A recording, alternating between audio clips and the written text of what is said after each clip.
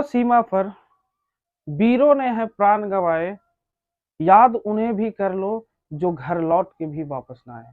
जय हिंद। आज के दिन पूरे भारत 14 फरवरी 2019 का दिन था। सब कोई को पूरे 2019 के दिन आज शायद लोग इनको खुशियों में व्यतीत करते हैं, जिसका नाम है वैलेंटाइन डे। लेकिन ऐसी फालतू चीजों में बात को नहीं रखना है। आज हम बात करते हैं 14 फरवरी 2019 ईस्वी को। ये कहानी, ये मंजर, पूरे देश जो था लहूलुहान हो गया था इस मंजर को सुन करके। इसमें गलती क्या होता है, देखिए। सीआरपीएफ के जवान को जम्मू कश्मीर से श्रीनगर तक एरिया में ले जाने के लिए लगभग 78 से 70 या 80 बसें थे।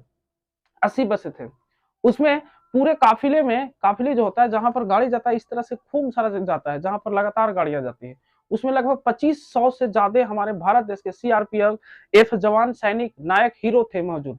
उसमें एक लड़का आता है जिसका नाम है, आप लोग को पता ही होगा, आदिल अहमीर। ये लड़का महज 20 से 21 साल की उम्र का होगा। और इन्होंने ये क्या करता है कि जो हमारे भारत देश के सैनिकों का काफिला जा रहा था, सीआरपीएफ के जवान, जम्मू से लेकर के कश्मीर तक, ये क्या करता है ससुरा, जा करके आगेला जो बस होता है, इसमें एक गाड़ी लिया हुआ रहता है टाटा सोमो नाम करके, और प्लस इसमें से 300 आरडीएक्स। ये 300 आरडीएक्स को अगला काफिले की गाड़ी जो होता है सबसे मेन पोर्शन पर वहां जाकर टक्कर मार देता है। और ये टक्कर मारने तक भी पूरा जोरों से धमाका होता है। अब ये धमाके में देख रहे हैं नुकसान। और ये धमाका होता है, आखिर ये धमाका क्यों करता है, कब इसका पनपता है। देखिए, जम्मू कश्मीर जो था, ये आपको बता दें कि जम्मू कश्मीर जो था, ये पूरा एरिया में 2020 के पहले ये जम्मू कश्मीर एलओसी के तहत नहीं, ये जम्मू कश्मीर पूरा पाकिस्तान का नहीं तो पूरा भारत था। इसमें धारा 370 लगा हुआ था। इसमें कहने का मतलब है कि नहीं तो पूरा भारत का हक था उस समय, और नहीं तो पाकिस्तान का हक था। लेकिन अब 2020 के बाद धारा 370 हट गया, अब उसके ऊपर पूरा भारत का हक है।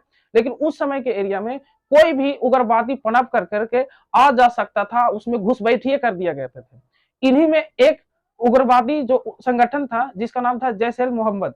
ये जैश-ए मोहम्मद, इसका जो चलाने वाला जैश-ए मोहम्मद जो उग्रवादी संगठन चलाता था, उसका महजूद अजहर नाम था। उसका महजूद अजहर नाम था। ये जैश-ए मोहम्मद उग्रवादी संगठन लॉन्च मतलब चालू किया था।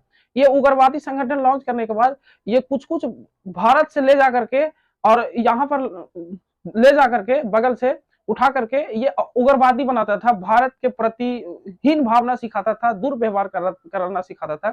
उसी में थे एक था आदिल अहमद। ये जा करके ये ग्रुप को ज्वाइन करता है। ये ग्रुप बना था जो आप जो देख रहे हैं, जैश-ए मोहम्मद 2000 ईस्वी में इस रहा था। उसके बाद इसने ग्रुप ज्वाइन किया था जैश-ए अहमद ग्रुप। और ये ग्रुप ज्वाइन कर करके जैश-ए मोहम्मद ग्रुप ज्वाइन कर करके और ये भारत के प्रति नेगेटिविटी सेंस ज्यादा इसमें डाला जाता है उग्रवादी में, कैसे मार देना, कैसे काट देना।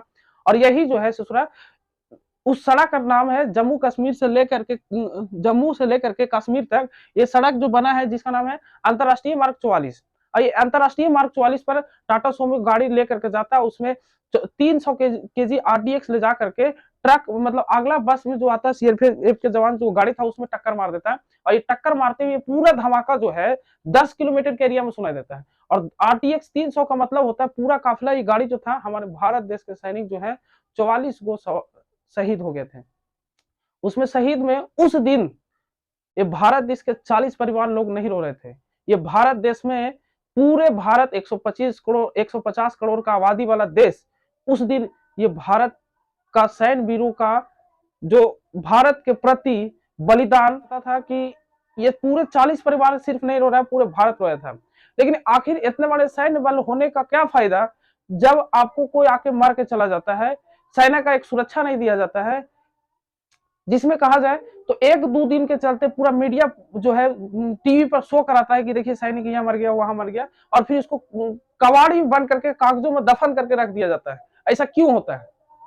लेकिन वही देखा जाए, अगर जो कोई हीरो या हीरोइनी का ब्रेकअप चल जाए तो उसको देखे आज ये ब्रेकअप इसका हो गया, इसका यहाँ पर बर्थडे हो रहा है, तो उसको लगातार 15 दिन तक मीडिया वालों ने चलाता है, लेकिन उसको कोई फिर से दोबारा चालू नहीं करता है। हमारे भारत देश का सैनिक अगर जो कोई डेथ कर दे तो बाद पूरे भारत देश ने रोया था और ये सोच रहा था कि इसको जरूर बदला ले, जरूर से जरूर बदला ले। तब भारत देश के श्री प्रधानमंत्री नरेंद्र मोदी ने पूरे सीआरपीएफ जवानों को ऑर्डर दिया कि अगर जो कोई भी आप लोग को इस तरह से स्ट्राइक में आपके शरीर के एक भी नुकसान करता है तो आप मेरी तरफ से छूटे, किसी को भी आप शूट एंड साइड का ऑर्डर दे दिया।